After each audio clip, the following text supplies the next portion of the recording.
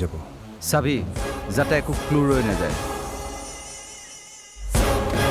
আপুনি একো চিন্তা কৰিব নালাগে মানুহে ভাবিব লাগে যে এইটো এটা এক্সিডেণ্ট আপুনি যেনেকৈ কৈছে তেনেকৈ হ'ব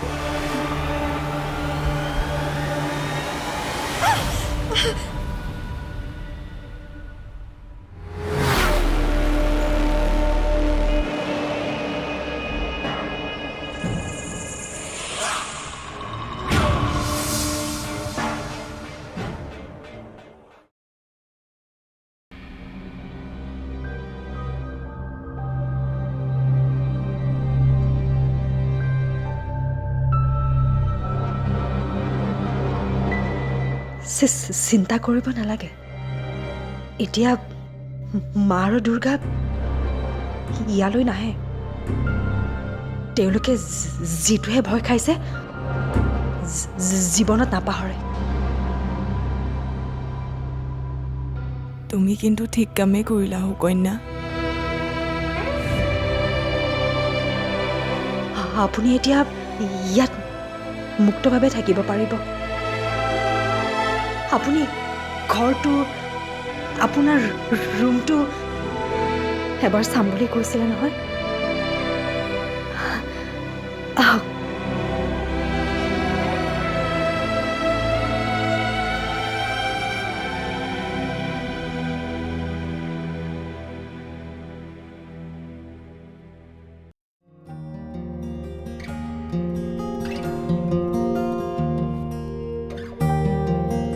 আপুনি ইয়াত কি কৰি আছে সি ইমানকৈনো কি ভাবিছে নাই এনেই আজি ইমান দিনৰ পাছত তেখেত আমাৰ ঘৰলৈ আহিছে আপুনি তেখেতক সময় দিব লাগে আৰু আপুনি আঁতৰে আঁতৰে ফুৰিছে যে জীৱনটোৰ কথা ভাবিলে কেতিয়াবা অতিষ্ঠ হৈ যাওঁ কৰিব লাগিছিল কি আৰু কৰি আছো কি এনেকুৱা হ'লে জীৱনটো কি হ'ব ভগৱান আছে নহয় এদিন ভগৱানে সকলো ঠিক কৰিব সেয়া চাগে ভাল হোৱাৰে আগজাননী আপোনাৰ জীৱনত ক্ষতি কৰি থকা মানুহবোৰ লাহে লাহে আঁতৰিবলৈ ধৰিছে আহক ভিতৰলৈ আহক তেখেতে ৰৈ আছে আহক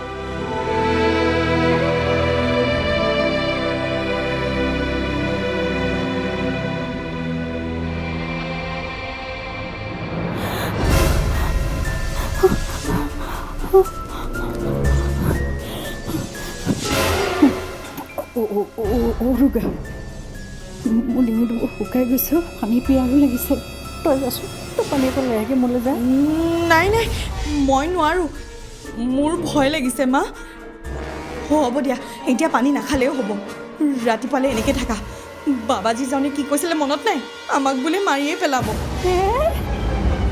আমি এটা নমৰো দেই আমি একো কেনেকৈ মৰিম নেকি আমি কেলৈ মৰিম আকৌ এতিয়া আমি নমৰোঁ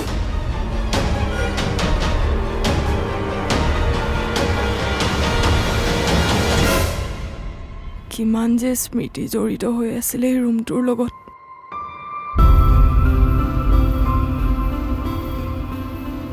এটা জীৱনৰ আৰম্ভ ইয়াৰ পৰাই হৈছিল কিমান সপোন পুহি ৰাখিছিলোঁ মনত কিন্তু সপোনবোৰ আশাবোৰ আধৰুৱা হৈ থাকিল মনত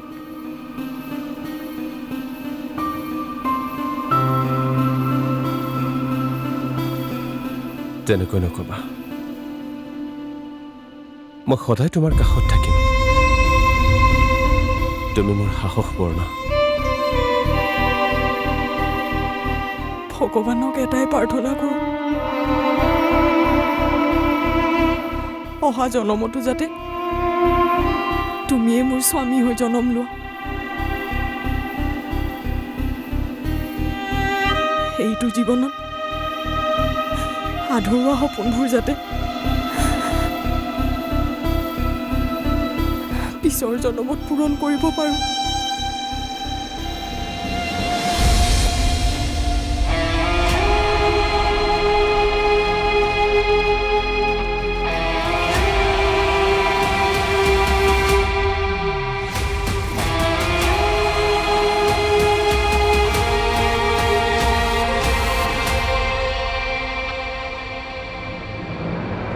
এইবোৰ আপুনি কি কৈছে? এইখনতো আপোনাৰো ঘৰ। আপুনি কিয় যাব ইয়াৰ পৰা? মই যাবলৈ নিদিওঁ আপোনাক। এবাৰ এই ঘৰখন চোৱা বৰকৈ হেঁপাহ আছিল, হেঁপাহ পূৰণ হ'ল। মোৰ সময় হৈছে সুকন্যা। আপুনি এইবোৰ কি সুকন্যা? কৈছে? কিবা কওক না আপুনি। আপোনাক ইয়াৰ পৰা যাবলৈ নিদিওঁ। সুকন্যা, তুমি দেখোন জানাই ঘৰটোৰ চিটুৱেশ্যনটোৰ কথা। মই একো ৰিস্ক ল'ব বিচৰা নাই। কিন্তু এতিয়া মোৰ তোমাক লগ পাই অনুভৱ হৈছে যেন মই শান্তিৰ মতে মৰিব পাৰিম। ইছৰাম, আৰু প্ৰণয়ক লৈ মোৰ চিন্তা কৰিব লগা একো নাই। আপুনি এইবোৰ কি কৈছে? আৰু আপোনাৰ একো নহয়, আপুনি সুস্থ হৈ উঠিবতো। সুকন্যা, দেৰি কৰাটো ভাল কথা নহ'ব নেকি? বৰ্ণালীৰ মেডিচিনৰ টাইমটো পাৰ হৈ যাব। কিন্তু সুকন্যা, ব'লা বৰ্ণালী।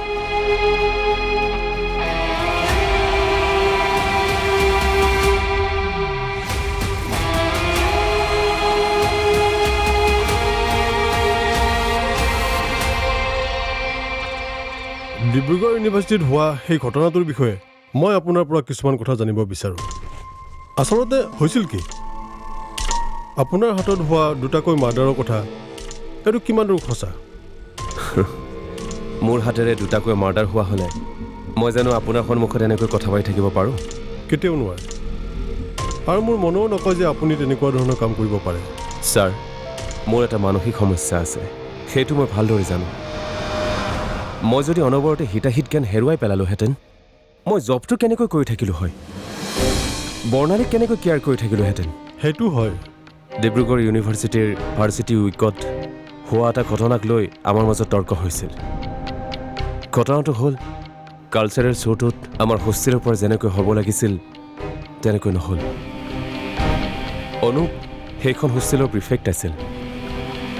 ঘটনাটো গৈ শেষত কাজিয়াৰ পৰ্যায় পাইছিল। দুয়ো যিহেতু আমি ভাল বন্ধু আছিলোঁ, গতিকে কথাটো আমি মীমাংসা কৰিম বুলি লগ হৈছিল। চৰি ভাই, কালি ঘটনাটোৰ বাবে এক্সট্ৰিমলি চৰি। মোৰ বিৰাট বেয়া লাগি আছে। হেইট, মোৰ ৰাতিটো টোপনি নাহিল। মোৰো একেও। হোষ্টেলৰ চেণ্টিমেণ্ট বে, ইয়াতে লাগিল ইয়াতে। এক্সট্ৰিমলি চৰি ভাই, একদম বেয়া নাপাবি কিন্তু। কেতিয়াও বেয়া নাপাব। দে চিয়াৰ্ছ।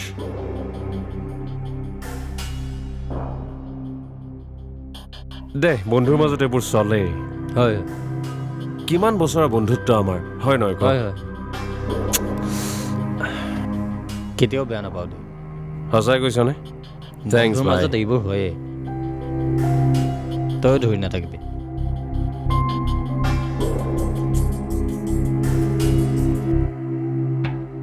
এইটোৰ ফোন আহিছে নেকি?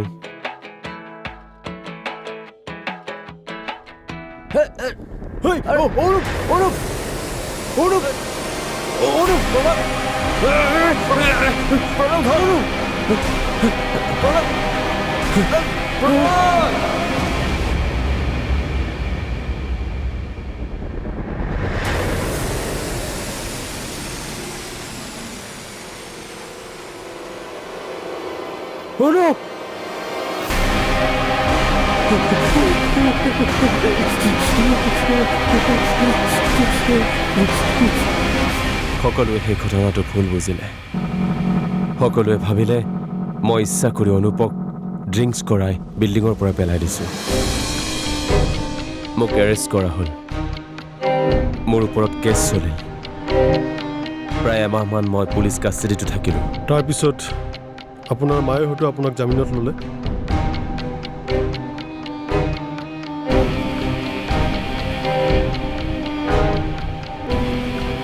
মই পুলিচ কাষ্টাডিত থকা সময়ত তেখেতে এবাৰো মোক লগ কৰিবলৈ নগ'ল।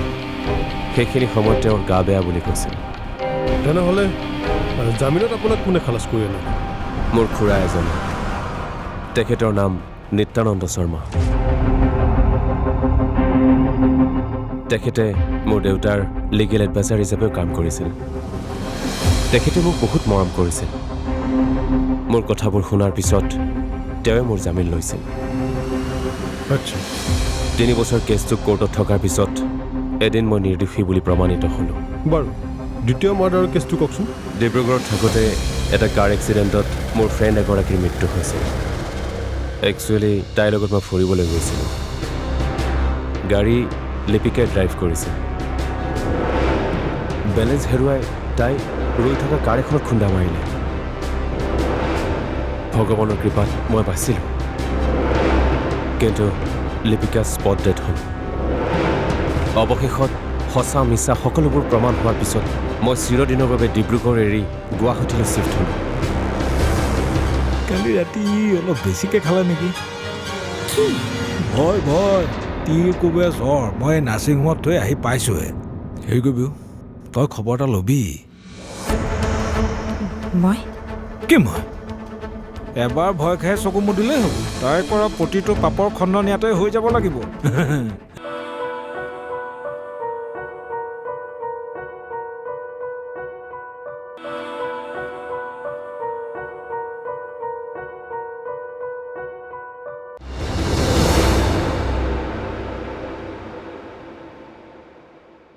ঐ আহিলি? অঁ শুনচোন, এই ডাঙৰ কথা। কিনো? প্ৰণয়ৰ মাকক নাৰ্ছিং হোমত এডমিট কৰি থৈ আহিছোঁ। হেৰি নহয়, তোৰ গাই তোলৈ ফোন কৰিছিল নেকি? নাই কৰা। নাৰ্ছিং হোমত কেতিয়া?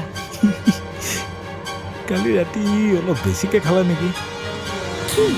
ভয় ভয় তিৰ কোবে জ্বৰ। মই নাৰ্ছিং হোমত থৈ আহি পাইছোঁহে। হেৰি কৰিবি, তই খবৰ এটা ল'বি। মই এবাৰ ভয় খাই চকু মুদিলেই হ'ব। তাই কৰা প্ৰতিটো পাপৰ খণ্ডন ইয়াতে হৈ যাব লাগিব। বুজিছা?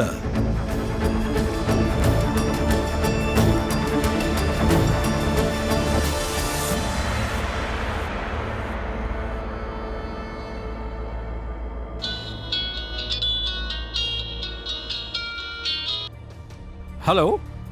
নমস্কাৰ সোমাদেৱ। নমস্কাৰ নমস্কাৰ। কোনে ক'লে বাৰু? মই গুৱাহাটীৰ পৰা অচি ৰবীন হালৈ কৈছোঁ। অঁ কওকচোন। আচ্ছা, আপোনাৰ ফোন নম্বৰটো মই প্ৰণয় চৌধুৰীৰ পৰা লৈছিলোঁ।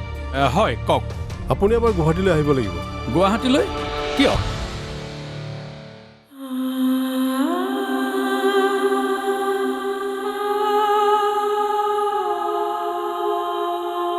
তোমালোকক মই বৰকৈ আমনি কৰিছোঁ ন সুকন্যা?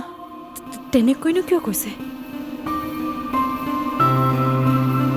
মোৰ লগতে সকলোবোৰ লাগি আছা। এইটো মোৰ সৌভাগ্য বুলিয়ে ভাবিছোঁ। আপোনাক আলপৈচান ধৰিবলৈ যে সুবিধাকণ পাইছোঁ। দিয়ক, মই খুৱাই দিছোঁ। নালাগে, মই পাৰিম।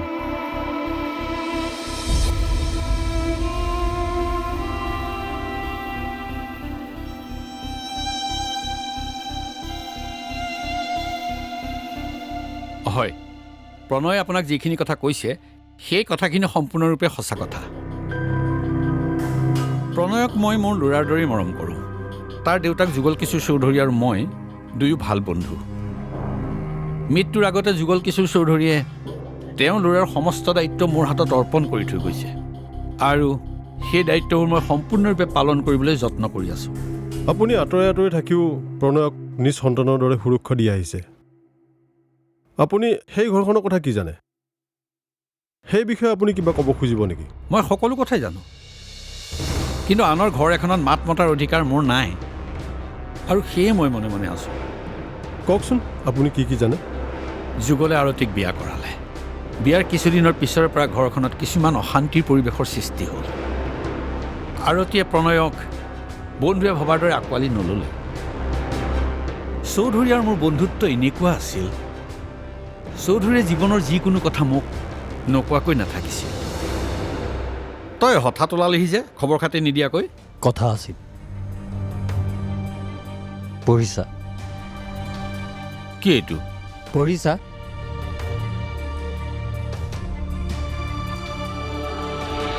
আৰে, এইখন দেখোন উইল। ইয়াৰ মতে মোৰ সকলো সা সম্পত্তিৰ অধিকাৰ একমাত্ৰ মোৰ ল'ৰাটোৰ ওপৰত আছে বুলি ইয়াত লিখিছোঁ। মোৰ ল'ৰা সন্তানৰ যেতিয়া 18 বছৰ কমপ্লিট হ'ব তেতিয়া এই উইলখনৰ মতে মোৰ সকলো সম্পত্তি তাৰ নামলৈ ট্ৰেন্সফাৰ কৰি দিবি তই। কিন্তু এইবোৰ তই এতিয়াই কিয় কৰিছ আৰু এইবোৰৰ দায়িত্ব মোক দিছ কিয়? মই যেনেকৈ ভাবিছিলোঁ তেনেকৈ একোৱেই নহয়। প্ৰণয়ৰ মাকৰ অভাৱ পূৰণ কৰিবলৈ মই আৰতীক বিয়া কৰাইছিলোঁ, কিন্তু আৰতীয়ে প্ৰণয়ক ভাল চকুৰে নাচালে, তাক ভয় খুৱাই থাকে আৰু লাহে লাহে সি ভয় খাই খাই কিবা অসুখীয়া হৈ পৰিছে। এইবোৰ কথা ভাবি চিন্তিয়ে মোৰ দিনক দিনে গাটো বেয়া হৈ আহিছে। হঠাৎ কোনোবা দিনা চাগে এই পৃথিৱীখন এৰি গুচি যাব লাগিব। সেইবাবে মোৰ ল'ৰাৰ সমস্ত দায়িত্ব তোৰ ওপৰত অৰ্পণ কৰিলোঁ নিত্যা। মোৰ বন্ধুৱে মোক যি দায়িত্ব দি থৈ গৈছে মই সকলো পালন কৰিবলৈ চেষ্টা কৰি আছোঁ। আপোনাৰ হাতত থকা সেই কাগজ পত্ৰখিনিৰ কথা প্ৰণয়ৰ বৰ্তমানৰ মাকে জানেনে? প্ৰণয়ৰ দেউতাকৰ মৃত্যুৰ পিছত যেতিয়া মাহীমাকে মাটিৰ দলিল পট্টা আৰু গোটেই সম্পত্তিৰ হিচাপ মোৰ ওচৰত আছে বুলি জানিছিল, তেতিয়াই তেওঁ গৈ মোৰ ডিব্ৰুগড় ঘৰ ওলাইছিল। উঠক উঠক বুলি কৈছোঁ। কি বুলি ভাবিছে আপুনি মোক? হা, কেনেকুৱা ধৰণৰ মানুহ বুলি ভাবিছে আপুনি মোক? সোনকালে এইখন ঘৰৰ পৰা ওলাই যাওক। আপোনাক যদি আৰু অসন্মান কৰিব নালাগে সোনকালে যাওক।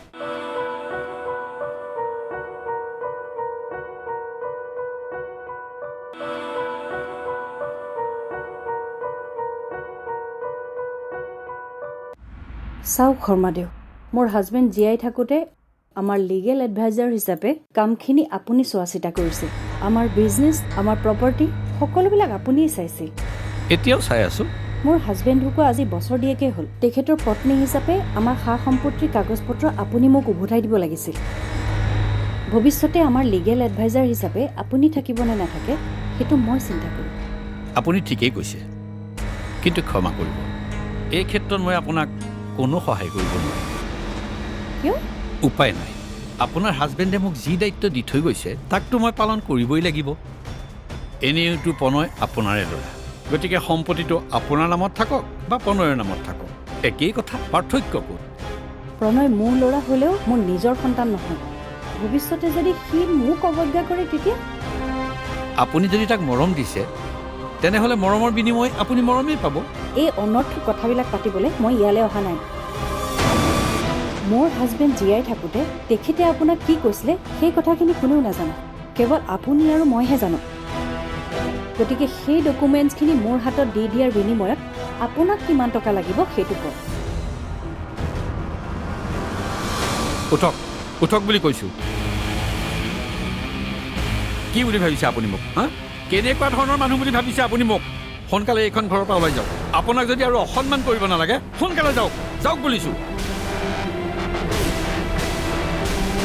বুজিলোঁ। সেইবাবে প্ৰণয়ক কিজানি ইমান দিনে সিহঁতে মাৰি পেলোৱা নাই। হয়।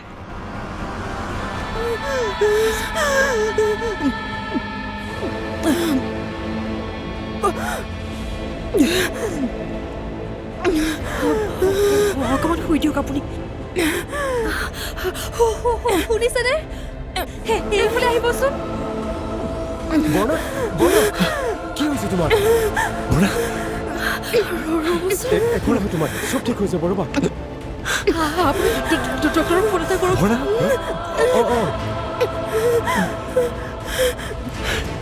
চব ঠিক হ'ব। ৰ'বা, ধৈৰ্য ধৰা। বৰ্ণা, ফোনটো ৰিচিভ কৰা নাই। আপুনি নহ'লে গৈ ডক্টৰক লৈ আহক। সোনকাল কৰা। তুমি ধৈৰ্য ধৰাচোন, একো নহয় তোমাৰ, চব ঠিক হৈ যাব। আমি আছোঁ নহয়, ধৈৰ্য ধৰা। সোনকালে যোৱা।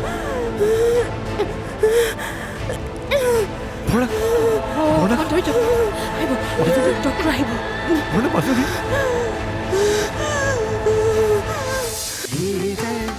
ধীৰে আকাশ ঢাকে কোথা মেঘে